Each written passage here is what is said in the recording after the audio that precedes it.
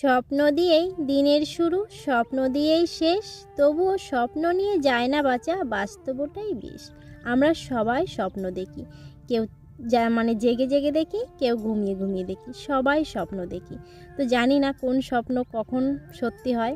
তো স্বপ্নে না নিজেকে রানী মনে হলো, বাস্তবে কিন্তু তা না। স্বপ্নের মতো করে জীবনটাকে তৈরি করতে হলে না কঠোর পরিশ্রম করতে হবে। তাও জানি না কখন সফলতা পাবো আর কি পাবো না। তো তারপরে আমরা এটা জেনে তো সবাই যে যার কাজে সবসময় ব্যস্ত থাকি।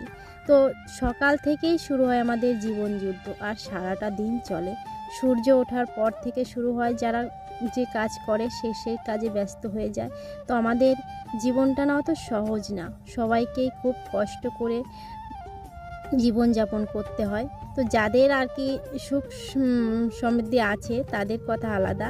যারা গ্রামে থাকে, যাদের দিন আনা দিন খাওয়া পরিবার, তো তারাই একমাত্র জানে যে কতটা কষ্ট করে, কতটা পরিশ্রম করে তাদের জীবনযাপন করতে হয়। তো যাই হোক, আমার প্রিয় বন্ধুরা, অনেক কথা বলে ফেললাম। সুপ্রভাত আমার প্রিয় বন্ধুরা, আশা করছি তোমরা যে যেখানে আছো সকলেই ভালো আছো, সুস্থ আছো। আমি সুপ্রিয়া আমার সকল প্রিয় বন্ধুদের আমার ব্লগ চ্যানেলে অনেক অনেক স্বাগত আর অনেক অনেক ভালোবাসা জানিয়ে আজকের ব্লগটি শুরু করছি। আর হ্যাঁ বন্ধুরা, আমার এই ভিডিওটি প্রথম থেকে শেষ পর্যন্ত দেখার অনুরোধ রইল তোমাদের কাছে। আশা করছি তোমাদের ভালোই লাগবে। সকালবেলা ঘুম থেকে ওঠার পরে তো হাজার একটা কাজ থাকে। তো হাজার একটা কাজ আজকে আর তোমাদের সঙ্গে শেয়ার করা হয়নি, অনেকটা কাজই গোছানো হয়ে গেছে। তো দেখেই বুঝতে পারছো তোমরা কতটা কাজ গোছানো হয়ে গেছে। তো এখন হচ্ছে রান্নাঘরের দিকে যাব। তো রান্নাঘরের কাজগুলোই বাকি আছে। তো রান্নাঘরের কাজ বাকি আছে বলতে শুধু রান্নাবান্না, সবজি কাটাকুটো এগুলো বাকি আছে। আর এমনি বাসন কোসন মাজা, তারপর রান্নাঘর লিপা, এই টুকটাক কাজ সব কিছুই হয়ে গেছে। তো ভাবলাম প্রতিদিন তো তোমাদের সঙ্গে কাজই শেয়ার করি, তো আজকে একটু কম কাজই না শেয়ার করি। মেঘনা তো সকালে পড়তে গেছে, আর এদিকে দেখো তোমাদের দাদাভাই কালকে থানকুনি শাক নিয়ে এসেছিলো হাট থেকে। তো উনি থানকুনি শাকটা খুবই ভালো খায়, তো সেজন্য পেয়েছে, নিয়ে এসেছে। আর শাকগুলো না খুব ছোট ছোট, তো বাছতে একটু সময় লাগবে। তো অনেকক্ষণ ধরেই বাছলাম শাকগুলো, তো পুরোটা তোমাদের সঙ্গে শেয়ার করিনি। তো শাকগুলো বাছা হয়ে গেছে। আর ওই যে গামলায় দেখতে পাচ্ছ, ওতে হচ্ছে ডাঁটা শাক, মা কালকে মাঠ থেকে তুলে নিয়ে এসেছিলো। মাকে বলছি তুমি ডাঁটা শাকগুলো একটু বেছে দাও, তাহলে আমি আর কি রান্নাটা বসাতে পারি। তো এদিকে দেখো থানকুনি শাকটা আমার ফোটা হয়ে গেছে। তারপরে যে আলু লাগবে, তার জন্য আলুটা কেটে নিচ্ছি। আর এটা কাটা হয়ে গেলে তারপরে আমি এগুলো ধুয়ে রান্নাঘরের দিকে অনেকটা কাজ গুছিয়ে রেখে এসেছি।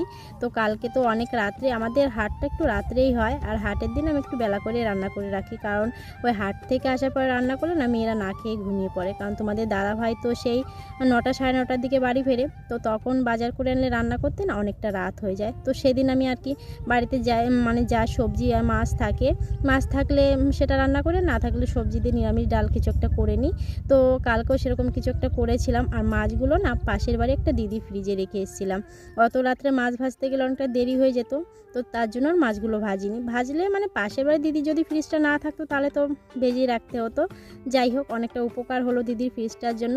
তো মাছগুলো আর ভাজিনি। তো দেখো দিদিদের বাড়ি থেকে মাছটা এনে ধুয়ে রেখেছি ঝুড়িতে জল ঝরানোর জন্য। আর এদিকে দেখো হাঁড়ি কড়াই সব কিছু মেজে একদম উনুনের উপর বসিয়ে দিয়েছি, আর চালটাও ধুয়ে দিয়েছি। আর এদিকে যে শাকগুলো বেঁচেছিলাম সেগুলো ধুয়ে নিয়ে রেখেছি, আর আলু কেটে রেখেছি, সবটা মোটামুটি গোছানো হয়ে গেছে। আর ওদিকে মা বেগুন পটল আর ওই শাকগুলো বাছছিল, ওগুলো মা কলপারে ভিজিয়ে রেখেছে, কারণ মাঠ থেকে তুলে এনেছে, তো ওগুলোতে একটু বালি বালি আছে।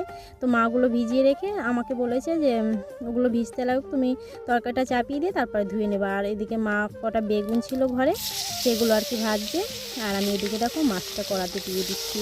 আর কড়াটা না খুব পেটে গেছে, আর একটু তাতিয়ে না দিলে না, বরফের মাছ তো ওই যে ফ্রিজে রেখে এসেছিলাম লেগে যাবে। তো তার জন্য ভাবলাম কড়াটা ভালো করে একটু তাতিয়ে দিই। তো ওই যে কটা শুকনো পটলগুলো না কেমন একটু শুকিয়ে শুকিয়ে গেছে, যে পটলগুলো আর বেগুন কাটছে মা। তো রান্না করতে তো অনেকটা সময় লাগবে, অনেক কিছুই রান্না করছি। তো রান্নাটা হয়ে যাক, তারপরে আর কি তোমাদেরকে দেখাচ্ছি কি কি রান্না করলাম। আর রান্নাটা পুরো শেয়ার করতে গেলে না ব্লগটি অনেকটা বড় হয়ে যাবে। তো চলো রান্নাবান্না করে নিই ঝটপট করে।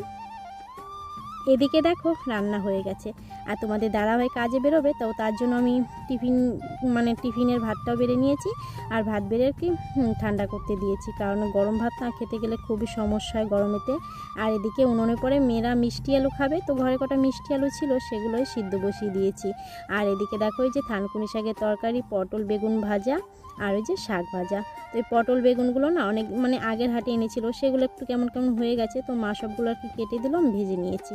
আর এই যে শাক ভাজা, তার ডাঁটা শাক ভাজা, খুব পছন্দের শাক, আমি শাক খুব ভালোবাসি। কি বলবো, মাছ মাংস আমার অত পছন্দ না, কিন্তু শাক খুব পছন্দ আমার। তো এদিকে দেখো মেঘারও মুখ দেওয়া হয়ে গেছে, মেঘা ঘুম থেকে উঠে গেছে। আর এদিকে মেঘনা বাবা কাজে বেরোবে, তো যন্ত্রপাতিগুলো গোছাচ্ছে আর কি, যা যা লাগবে ওনার। স্নানটা হয়ে গেছে, তো যন্ত্রপাতিগুলো গুছিয়ে তারপরে খেতে আসবে। তো চলো এদিকে মেঘনা বাবার টিফিনটা ভরে দিই, তো তারপর উনি খেতে আসবে। এদিকে মেঘাও তো স্কুলে যাবে, আর মেঘনা তো স্কুল ছুটিও, পড়তে গেছে, পড়ার একটু পরেই চলে আসবে। আর একটু বেশিক্ষণ ধরেই পড়াচ্ছে, কারণ স্কুল তো নেই এখন। স্কুলের টাইম হলে মানে হওয়ার আগে আর কি ছুটি দিয়ে দিত, এখন আর স্কুলের টাইম করতে হচ্ছে না, স্যার একটু বেশি করেই পড়াচ্ছে। আর মেঘনা কিন্তু সেই ভোর 5টার সময় পড়তে চলে যায় রেগুলার, ওকে এখন আর ডাকা লাগে না। আগে না খুব ডাকতে হতো, ডাকতে ডাকতে গলা ব্যথা হয়ে যেত, কিন্তু এখন আর মেয়েটাকে ডাকা লাগছে না, খুব পড়াশোনায় মন দিয়েছে। আর এখন একা একা ঘুম থেকে উঠে ব্রাশ করে ব্যাগটা গুছিয়ে পড়তে চলে যায়।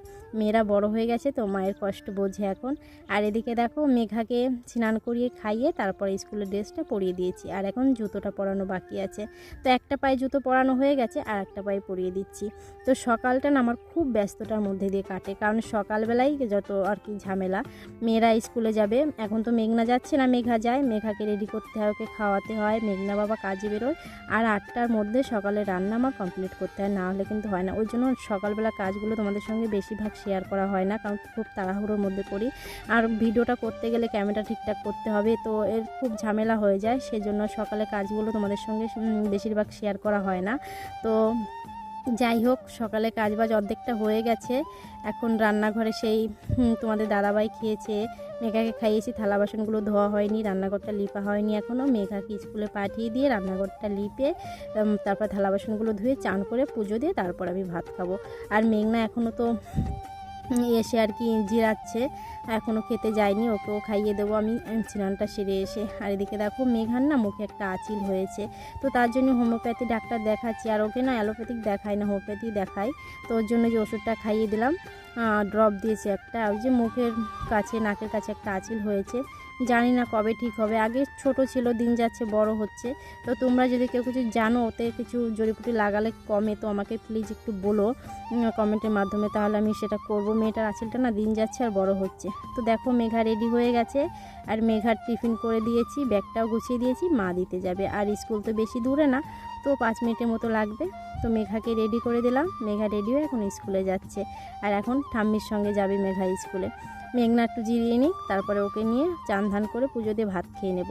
তো আমার প্রিয় বন্ধুরা, আজকের ব্লগটি এই পর্যন্ত। তোমরা যে যেখানে থাকো সকলেই ভালো থেকো, সুস্থ থেকো। দেখা হবে পরবর্তী ব্লগে। টাটা।